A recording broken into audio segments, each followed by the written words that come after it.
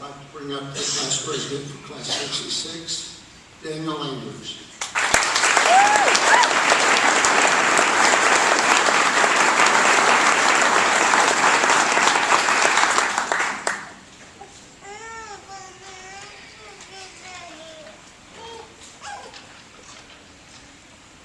Good morning.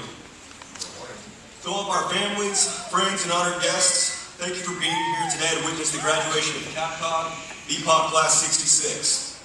For us, today is the culmination of months of dedication, hard work, and mental and physical toughness.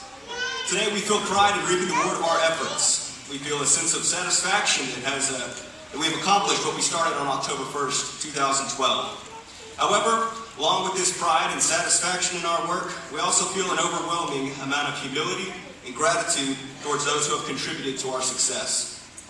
On behalf of Class 66, I would like to thank all of our families, all of our spouses, parents, in-laws, and other relatives that have shown us love and support throughout this whole ordeal.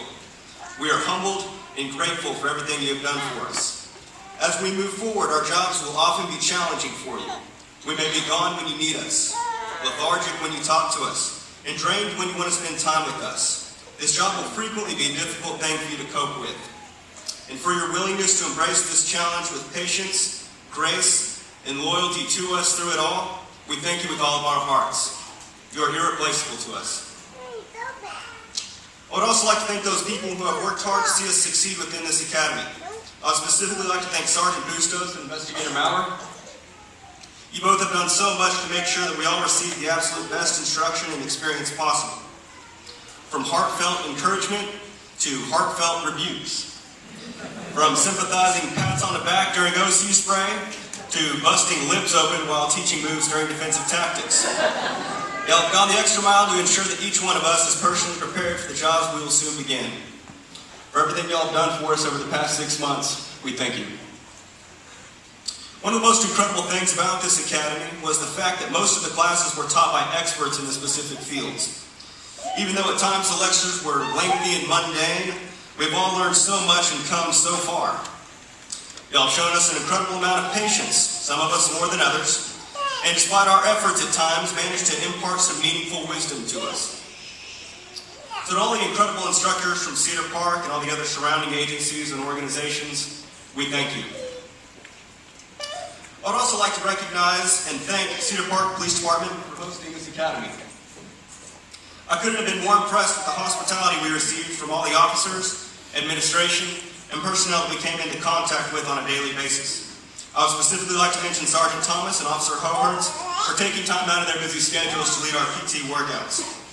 There were definitely times when I think we all hated both of you, but we are grateful for your instruction and better off for it. In Psalm 145, 15-19, the author writes about God's providence.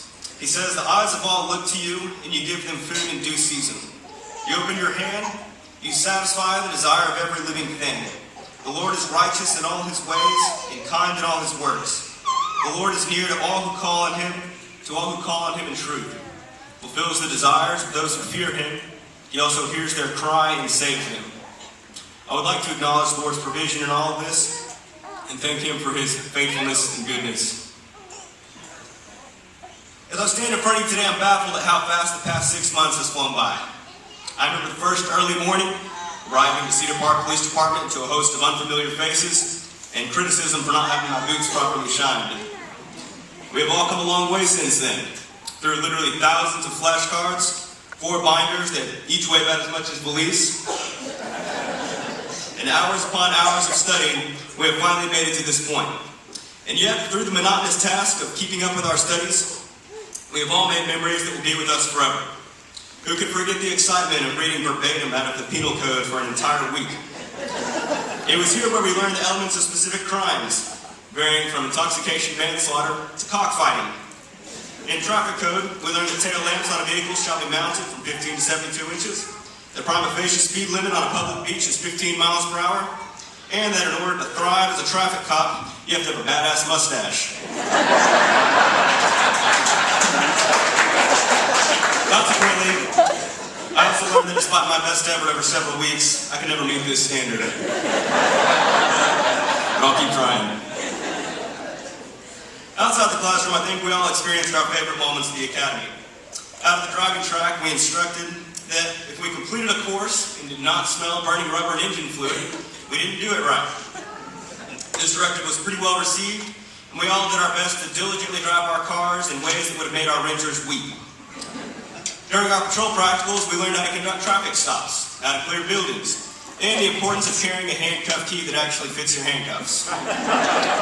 We also learned that firemen do carry the proper equipment to cut through a pair of these temporary restraining devices. Firearms training was down at Williamson County Outdoor Range. It was a favorite week for many, despite being the coldest week Texas has had in 2 winters. And in defensive tactics, we were blessed to have very skilled instructors that never lacked enthusiasm or ways to choke us out. But perhaps the most unforgettable thing we experienced at the academy was having our faces sprayed, and my face painted, with OC spray. I say it was unforgettable because I fear many of us now suffer from PTSD due to this experience. Since the beginning of the academy, we have studied the law and learned countless techniques, tactics, and procedures that will help us throughout our careers. But even more than just the practical aspects of police work, we have been instructed as to how to be successful men and women of law enforcement. We have been taught the importance of things like integrity, kindness, objectivity, sensitivity, and courage. Class 66, we're about to take on a responsibility and an obligation to our communities, our families, and each other as individuals, to live and work in such a manner. Through this time in the academy, I've had the opportunity to see these qualities in each of you. I would like to charge you to exemplify these attributes and to be above reproach. Have the backbone to show integrity when those around you do not. Go out of your way to show kindness to those who do not deserve it. Be objective with people rather than being quick to form judgments. Show sensitivity to those that are hurting. And finally, have the courage to not only act with valor in the face of fear, but also to live out these attributes when it is unpopular to do so. Douglas MacArthur said, a true leader has the confidence to stand alone, the courage to make tough decisions, and the compassion to listen to the needs of others.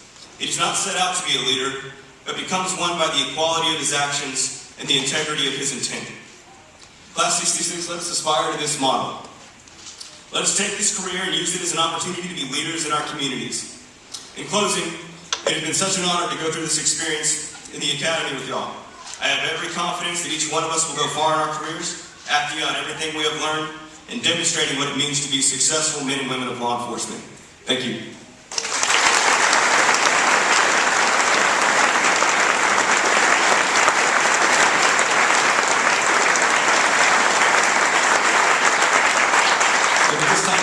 This time I'd like to present the plaques to, CAPCOG first, to Director Mike Jennings.